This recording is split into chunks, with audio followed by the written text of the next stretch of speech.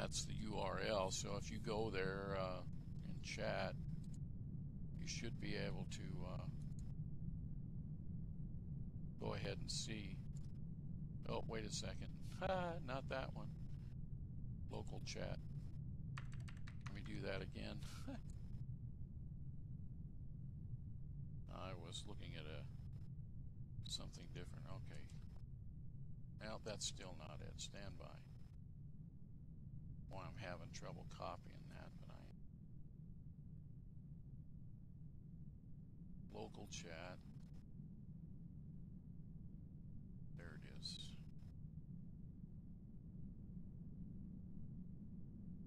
Okay, that should be the Sculpey. So if you go to that and open it up, you're going to see that you have Sculpey Previewer, Sculpey Maps, Sculpey Model, Sculpey Note Card, and Sculpey Zip Archive. So the Zip Archive has all of the devices in there. The Previewer lets you see a picture of what your Sculpey is going to look like, and you can click on it and rotate it around. Basically, this is just a cylinder that we're seeing, and so not a whole lot to look at,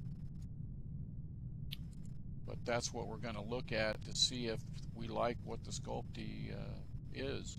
But you really need to bring it in World. You're going to get a TGA, which is a Sculpey map, not a texture now. There's a difference, and I'll show you that in a moment.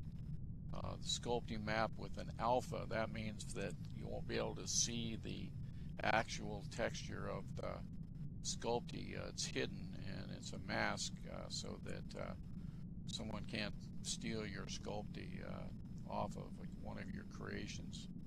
And if you decide not to lock it down, then this is a good way to keep people from stealing it. There's also a Sculpey model or an OBJ file that you can use in some programs to do texturing. That file can be used in GIMP, it can be used in Maya and some of the other programs out there. The note card is basically just a text format of your sculpt. So this is a backup so that whenever you want to redo this sculpt, if you haven't saved it, this note card will allow you to go and generate the Sculpey just like it is now. And the zip file contains all of those elements. So I'm going to go ahead and save the zip file because it has all of the elements that I want, and I've already got it set up so that I can unzip this. So we'll go ahead and click save, and then we're going to extract all the files. And of course, where you save things is up to you, but you want to be able to find these things. And so I know that mine are in a particular file, so I'll go ahead and come in World here again. Yeah, that's exactly right. The zip file contains one of each of the above. Was everybody able to get on that website and actually see the cylinder in its form?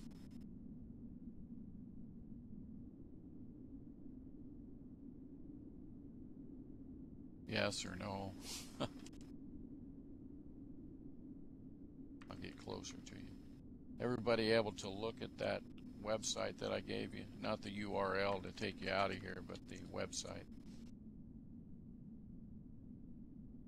Yeah, Bob can't see it. Okay, so what I'm going to do now is I'm going to bring that in World. So I'm going to use File and Upload and Image, and I'm going to go into the file where I know that's at.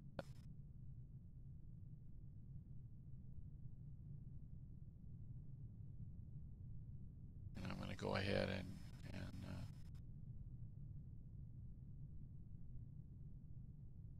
click on the one that says Bongo Cylinder. I'm going to open that. Now make sure that you have Use Lossless Compression checked. because if you don't, I can't guarantee how your Sculpey is going to come in world. It's going to come in skewed. So make sure you have that checked. In fact, it's a good idea just to leave it checked all the time. In Emerald, you can bring it in as a temporary image, which is free. But you know, as soon as you sign off, that goes away. But if you want to look at your Sculpey and not have to pay the $10 upload charge, then that's the best way I know to do it. But I'm going to go ahead and upload it. Now, if you set your Sculpt Studio up right, which I didn't set this one up yet, you're going to have that bounding box is actually going to be shown as a creation by you. Right now, this one, because I didn't put my own bounding box in there, is going to be shown as the black box's creation. So, but there's a work around that, so we'll just go ahead and click Build. And then I'm going to copy the size of this object, the bounding box, all the X, Y, Z coordinates. So I'll make a bounding box similar to the one that, well, exactly the way the one is up there.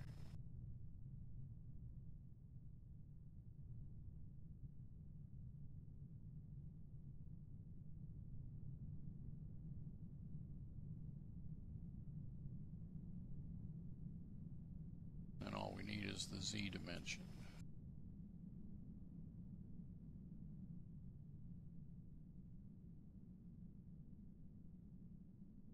Okay, now I have the bounding box the same size, but I need to make a Sculpey. So under Object tab in the Edit file, I'm going to go in and change that box to a sculpted prim. Now notice right away that the whole thing changes shape. And we're not going to use mirror or inside out right now, but let's say you made a landing gear that's the left landing gear, or you've made a wing that's the left wing, but you need a right wing too. Well, you can click mirror, and that's going to automatically give you that same Sculpey, but in the opposite or mirrored direction. So that's how you make, you know, you do have some time saving there, because you really, if you're making something that's exactly the same on both sides, you just mirror it. So you really only have to make the Sculpey once. And with some complicated Sculpties, that's nice, because it's pain in the neck to have to make more than one of the same thing.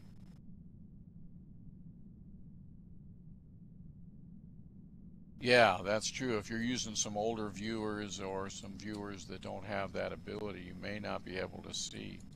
And I've experienced that myself, but most of us are using up-to-date viewers, and Emerald is quite capable, and so is all of Linden Labs' current viewers, but some of the other ones don't do so well. Open Spaces or Open Viewer is okay, and Kristen's is okay. So all of those viewers support mirrored images. Okay, now here is where you can also change the way that the Sculpey is stitched. There's a box there that says sphere, torus, plane, and cylinder. So I'm going to go ahead and, since I've loaded it as a cylinder, I'm going to go ahead and click on cylinder. Now, when you change this from a box to a Sculpey, you're going to see a Sculpey map there.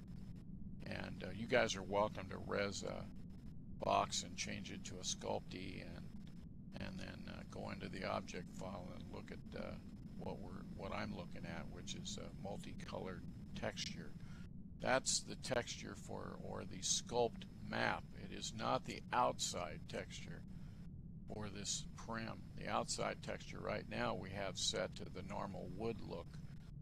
So let's go ahead and